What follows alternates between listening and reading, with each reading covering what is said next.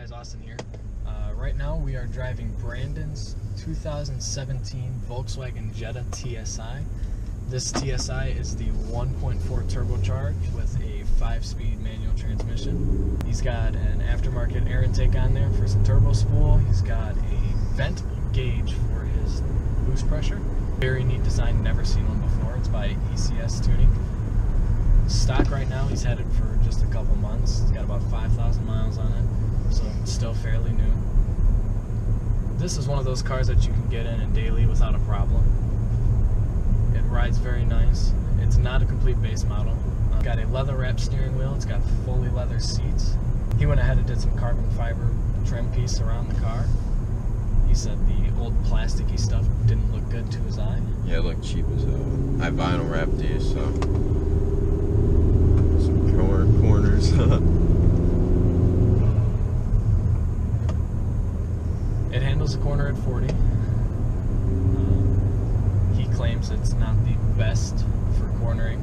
He said he wants to drop it a little low because it's got excessive body roll. Yeah, it sucks around corners to me. Like my buddy's Brandon's Fusion, it sticks to the street better than this thing does. But I think it's also because like this has some skinny tires on it, so if I put some wider wheels on it, that should help too. What size are the tires? I think they're like 205s. 205, yeah. Or 215s, yeah, they're skinny. I want to at least go 225. I think that'd be nice size. What size wheel are you gonna go with? 17 or 18. 17. I don't want to go too big. Turbo spool's nice. Yeah, that sounds good.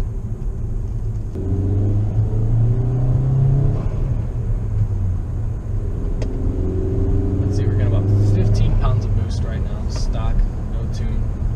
So far it's doing really good on gas, averaging about 40 miles to the gallon driving through the city. Beating on it's not getting that good of a gas mileage, but that's normal.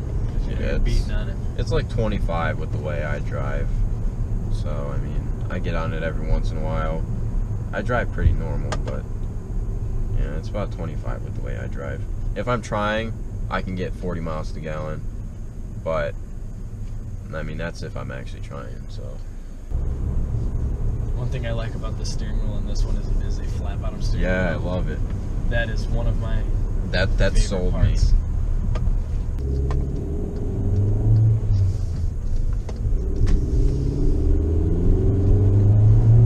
Rolling some boost here.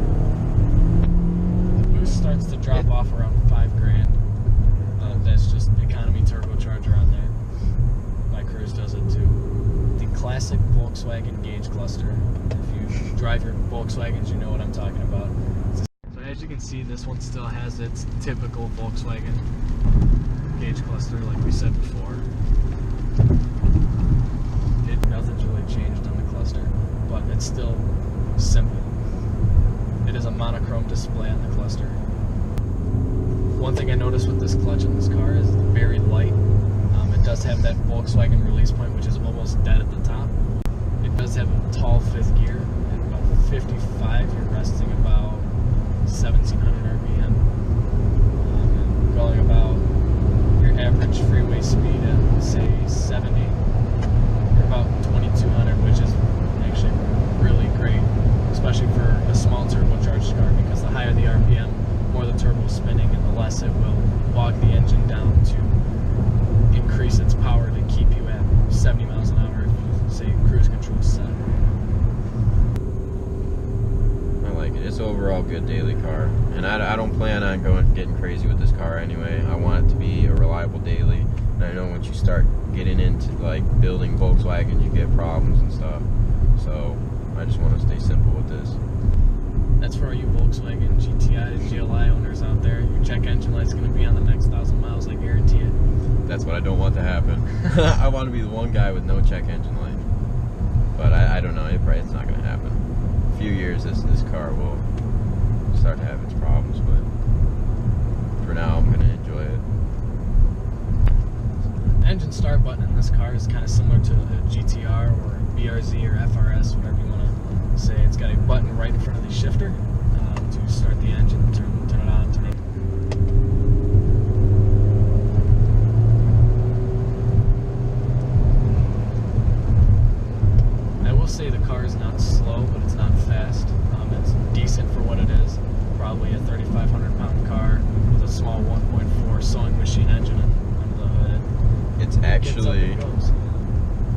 weighed 2,900 pounds. Really? Yeah, I was surprised that this weighed 2,900 pounds because it's got a long wheelbase.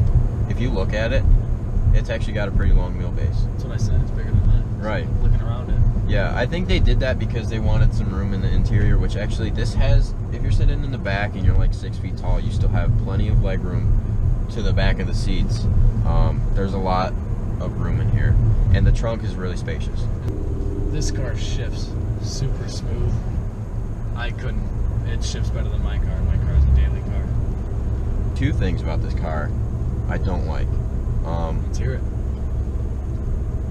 it. These overhead lights are just regular, they're not LEDs, okay? I think that's cheap. And also... No, there's no lights back there. There is. Oh. Are those LEDs too? No, those are just regular bulbs. Yeah, that's where they go cheap. Yeah, and that's where they cheaped out. Saves money. Also on the headlights, they cheaped out on those. Well, the running lights are really nice because it's an LED strip that goes along the bottom and goes up the side. But the rest of it, like, they should have thrown like a HID kit in here or something where you know how like the new Toyota Corollas have bright ass lights. Yeah. Yeah, they should have done something like that, but it's just regular bulbs. So I was disappointed about that because they're not really bright. So one thing I noticed with this car is it doesn't have a compass. That's true, it doesn't.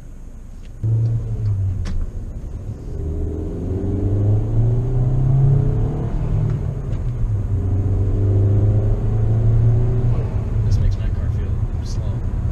This is about 150 horse and 170 torque. So it's torquey. These engines are really torquey. That's why I want to do a couple things to it. I want to at least go stage 2 so I can get some more torque out of it, because I think torque's fun as hell. Oh, yeah. I love being thrown back in the seat. Especially anything for a daily driver, you don't want to go too much. Yeah, I don't need a lot of horsepower because I just drive this through the city, and I don't want to be going super fast and getting speeding tickets anyways. So if I just have some torque to throw me back in the seat, at least it's kind of fun, you know. Oh, yeah. So one thing I do like about short gears in small turbo engine cars is you can bang gears all day and Yeah. still not get a speeding ticket. yeah, that's true. Because you can have your fun while driving the car, you know, quick shift and all that. Right. And you're still driving the car at a decent speed. Yeah. For me, I drive my car, I floor it and shift and floor it and shift, floor it and shift, and I'm like, oh look, 50. Yeah, exactly. I'm going through 4 gears, I'm only getting 50 miles an hour. Yeah. But that's what actual sports cars are for, and that's what daily cars are for. You know you chose the right daily driver if you drive your car like a race car and smile about it still. Yeah, this car's got a lot of miles per gallon. It's got turbo noises, and it's fun to bang through gears. It's quick when you need it to be. That's a good thing about it. I know it's not fast, it's nothing special. I wish it was a 1.8. That's a bummer, but they didn't make a 1.8 5-speed manual in the trim package I wanted, so I just decided to settle for this. But yeah, I enjoy this car, and that's all that matters. It's miles per gallon. The e-brake on these are tight. Yeah, they are. Notice that it does have heated leather seats in the front. So trying out that heated seat, my ass and back is on fire right now. Yeah, you had to turn it off, I see. Yeah, that's hot. It's got 3 settings on the heated seat. Low, you can't really feel anything. 2, it's getting a little warm, and 3 is just, you keep it on for a while and it's too hot. So there's not really a happy medium, but I guess if you're just trying to warm up quick, put it on the highest setting and it's fine. So overall, my opinion on this car, my review of this car is actually very positive. This car is fun to drive, easy to shift, easy to drive. It's a normal economy car for your everyday car. I'd give this a solid 7 out of 10. Only a 7 because this one does not have a compass.